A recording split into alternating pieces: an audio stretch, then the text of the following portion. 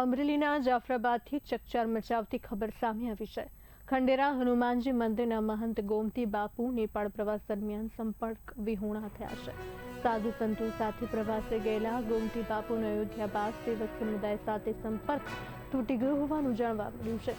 મહંત શ્રી હાલ નેપાળમાં ક્યાં છે અને સંપર્ક કેમ તૂટ્યો છે તે અંગે હજુ સુધી કોઈ સત્તાવાર સ્પષ્ટતા સામે આવી નથી।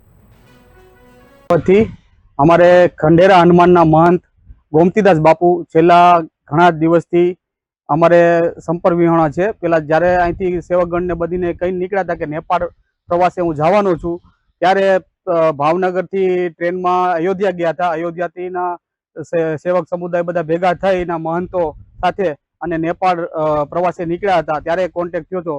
ત્યાર પછી અમારે કઈ કામ વગર ફોન નથી કર્યો। અત્યારે હાલ અમે સંપર્ક કરવા માંગીએ છીએ પણ સંપર્ક થતો નથી। અત્યારે જાફરાબાદમાં એનો સેવકગણમાં ચિંતાની લાગણી છે। અમે સરકાર પાસે પ્રાર્થના અને વિનંતી કરીએ છીએ કે બાપુનો અમને સુરાગ મળી જાય તો અમે સેવકગણ માટે એનો આભાર